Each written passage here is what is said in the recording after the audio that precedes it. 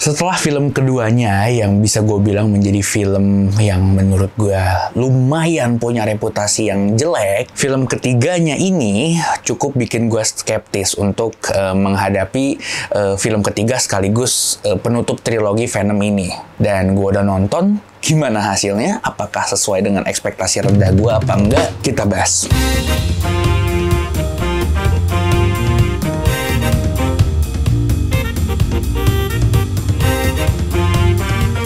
Halo semuanya, selamat datang di Jurnal Film gue yang aja, dan selamat datang lagi di channel Hiras Yoksana. Dan kali ini gue pengen ngomongin soal film ketiga dari Venom sekaligus penutup trilogi mereka, Venom: The Last Dance. Eddie, the time has come.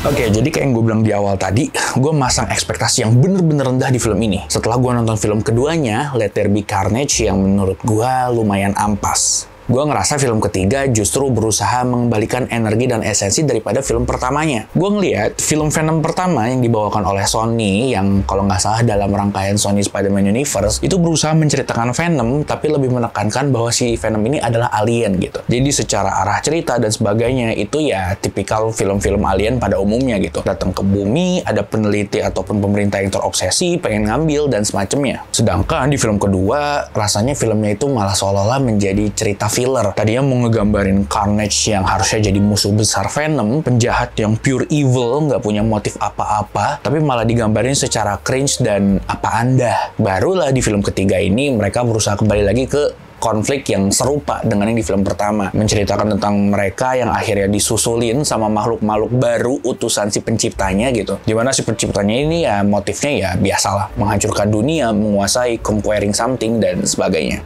Nah, sebenarnya gue bisa bilang kalau misalnya secara cerita ya, cerita itu bener-bener standar cerita-cerita invasi alien yang sebenarnya nggak begitu jahat, dan tapi ada sebenarnya the real penjahat dari alam yang kurang lebih sama. Ya, kalau misalnya kalian pernah familiar mendengar plot yang seperti itu ya Transformers. Banyak banget detail-detail khas film-film alien di sini gitu. Khususnya film Transformer, kayak ada alien yang datang bonding sama manusia. Dalam kasus ini si Venom sama Eddie Brock. Kemudian ada kawanan-kawanan lainnya gitu ya, yang juga ditahan sama pemerintah. Nah, terus ada lagi karakter kunci khas film alien, yaitu karakter-karakter NPC yang terobsesi sama alien. Bahkan ketika nonton, gue bisa denger dengan jelas beberapa orang di samping gue, beberapa kursi maksudnya, itu langsung terang-terangan bilang ke orang di sebelahnya yang diajak nonton bareng, dia ngomong kayak, ada ceritanya garing gitu. Dan ya memang secara progresi, secara perkembangan, secara arah cerita bener-bener nggak ada yang baru. Tapi kalau misalnya kita rendahkan ekspektasi kita dan balik lagi ngeliat di film keduanya, ini jauh lebih bisa dinikmatin. Ya, sebuah popcorn movie yang asik lah gitu. Walaupun kalau kita lihat lagi plotnya, di sini banyak banget plot point yang apaan sih, yang lumayan bodoh dan sangat-sangat di luar nalar gitu pengembangannya gitu. Salah satu yang paling membagongkan adalah momen ketika si Venom ini ada di Las Vegas. Jadi di Las Vegas, somehow dia ketemu Mrs. Chen yang juga lagi di kasino gitu. Dan out of context, mereka berdua tiba-tiba kayak dansa gitu ya. Si Mrs. Chen kayak ngajakin si Venom, si big guy sama si Eddie untuk joget. Dan Venom, dia terpikat untuk melakukan itu, padahal sebelum-sebelumnya disebutin kalau misalnya dia ini nggak bisa berubah jadi full form. Karena ketika dia berubah jadi full form, dia bakal dideteksi dengan mudahnya oleh pasukan-pasukan makhluk-makhluk baru ciptaan si penciptanya, si Null gitu. Bahkan dia beberapa titik ya hampir merelakan nyawa si inangnya ini gitu, membuat inangnya dalam bahaya, hanya demi menyembunyikan keberadaannya dia gitu, dengan cara tidak menjadi full form. Sedangkan di sini gitu, cuman gara-gara disuruh dansa, si Venom ini mau-mau aja gitu. Padahal notabene si Venom ini, si simbiot hitam ini, dia tahu lebih banyak soal penciptanya daripada si Eddie Brock sendiri gitu. Tapi kenapa gitu? Ya, gue bisa berasumsi aja di sini mereka berusaha melanjutkan karakter Venom yang di film keduanya bodoh untuk ya tetap bodoh. Gue lupa sih di film satu dia sebodoh ini apa enggak. Tapi kalau gue secara penulisan ya menurut gue ini adalah salah satu penulisan yang males banget gitu. Dengan durasi yang nggak begitu panjang, mereka berpikir gimana sih caranya supaya ya udahlah cepet aja. Gimana caranya biar si karakternya cepet langsung ke tempat battle finalnya gitu. Why gitu. Nah, kecacatan plot lainnya adalah ini, power system.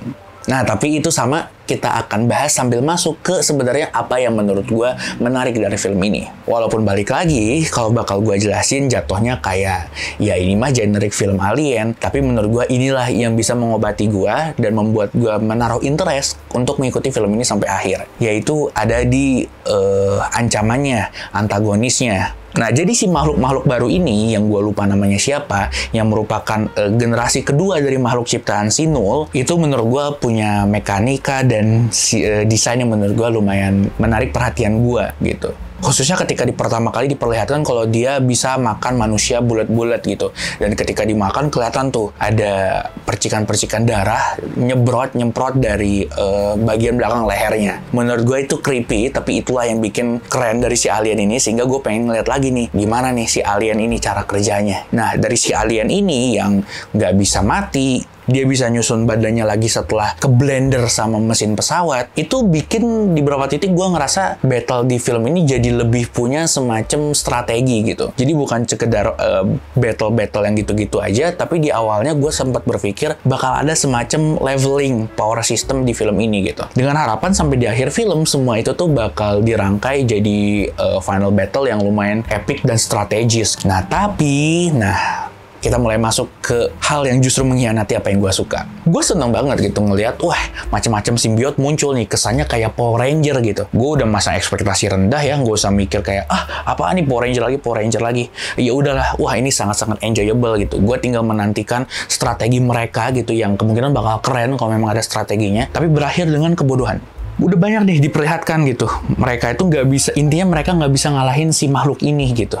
Tapi yang mereka lakukan adalah simbiot-simbiot ini malah tetap menyerang tanpa strategi dengan cara yang sama terus-menerus. Dia udah tahu cara itu gagal, tapi kayak ya udah dicoba terus gitu. Tapi yang gak gue ngerti adalah beberapa ekor dari makhluk itu ada yang berhasil.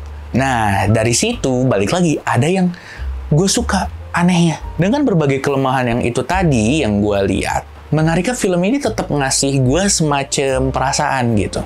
Ya mungkin gue udah invest dari film pertamanya, gue udah nonton dari film pertamanya, walaupun film keduanya cukup mengkhianati itu. Tapi dari kedua film sebelumnya, ternyata film ini berhasil membuild investasi gue kepada si karakter Eddie dan Venom ini gitu. Walaupun bodoh, tidak masuk akal, ada rasa sedih ketika si dua makhluk ini dipisahkan. Cukup aneh sih, gue ngerasa gue sendiri aneh gitu ketika dengan penceritaan yang gitu-gitu aja, si Venom sama si Eddie ketika berpisah malah bikin gue sedih gitu. Ya tapi nggak sedih-sedih yang gimana-gimana banget gitu. Nah mungkin kali ini gue bakal masuk ke production value-nya. Ya menurut gue sebenarnya kembali lagi production value di sini nggak begitu banyak yang dibahas. Udah cukup baik, menarik, secara CGI keren banget ya, udah bisa banyak adegan-adegan yang manjain mata.